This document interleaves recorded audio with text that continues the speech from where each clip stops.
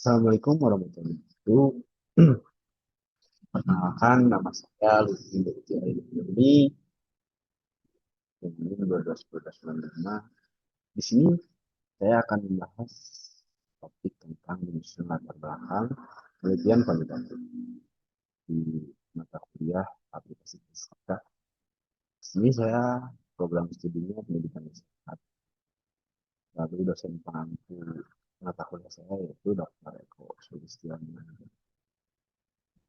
Saja penilaian. Di sini ada menyusun latar belakang penelitian kuantitatif. Latar belakang kuantitatif. Bagian awal yang menjelaskan alasan penelitian dilakukan. Bagian ini menggambarkan fenomena yang diteliti, masalah yang muncul di lapangan dan data pendukung berupa angka atau data. Itu fenomena ini seperti segitiga balik dan fenomena umum, nasional atau global, fenomena spesifik lokal daerah, lalu tujuan penelitian ataupun lokus penelitian, lalu mengerucut lagi ke fenomena yang bakal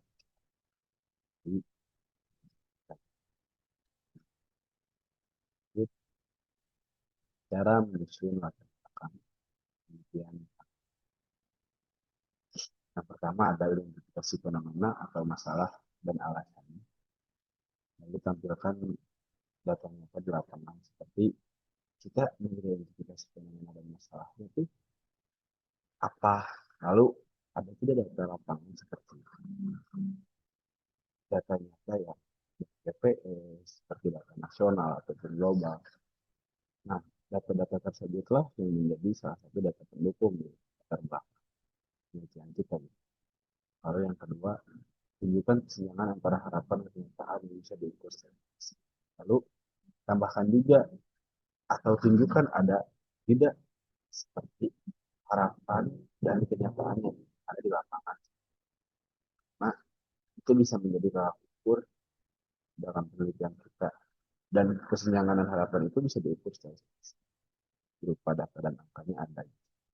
Lalu sertakan situasi faktual berdasarkan data pendukung atau hasil penelitian terakhir. Nah, di sini sertakan situasi faktual itu dari data tadi melihat situasi ini ada tidak di lapangan betul atau tidak. Lalu data pendukungnya pun ada serta tunjukkan juga hasil penelitian terdahulu yang mana penelitian terdahulu itu kurang lebih hampir sama dengan topik kita. Karena topik kita di tahun ini katakan menyusunnya sedangkan penelitian terdahulu di beberapa tahun lalu katakan juga itu. Lalu arahkan ke fokus penelitian kita. Nah, setelah nomor 1, 2, dan 3 ini, nomor 4 ini, memfokuskan ke arah penelitian kita. Jadi lebih mengerucut lagi dari general ke khusus. Yang mana dari data-data yang kita kumpulkan, kita arahkan lebih mengerucut ke fokus penelitian kita untuk rumusan salah, hipotesis penelitian kita, dan nanti hubungan antar variabel ini. Lalu ada ciri-cirinya. Menggunakan data dan angka berbasis data empiris. Yang mana menggunakan data dan angka ini berbasis empiris itu nanti nyata dan faktualnya itu ada datanya itu. Lalu menunjukkan hubungan antar variabel. Nah, di sini variabel yang kita pilih harus ada hubungannya dan ini.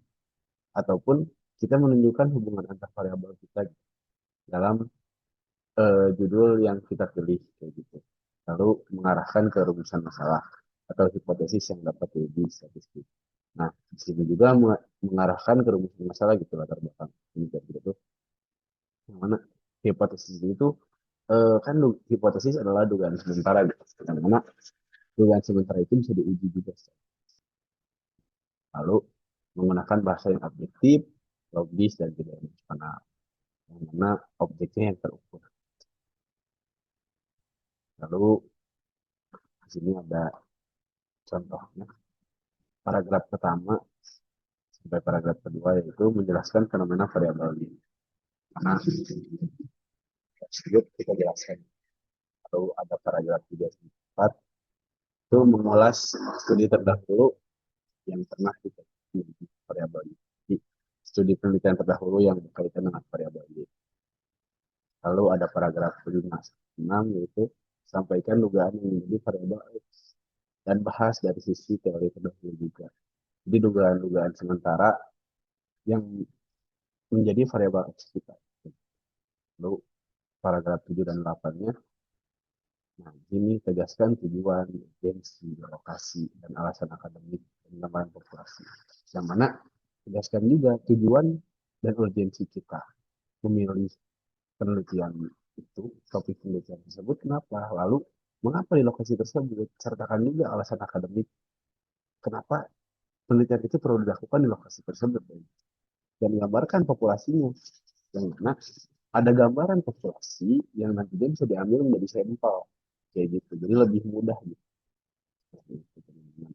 Jadi ada alasan jelas kenapa akhirnya kita memilih penelitian tersebut di lokasi tersebut.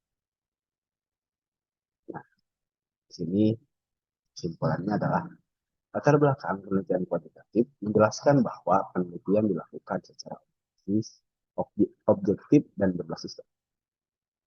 Nah, penelitian ini dilakukan kita memiliki situasi yang jelas berdasarkan fakta dan ada datanya, itu bisa dipertanggungjawabkan nanti dengan menggunakan fakta dan angka untuk menggambarkan situasi nyata, menyoroti masalah yang dapat diukur serta hubungan antar variabel.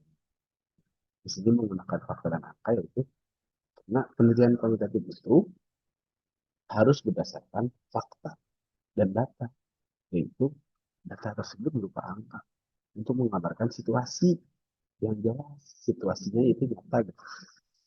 Lalu menyoroti masalah yang dapat diukur setelah hubungan antar variabel.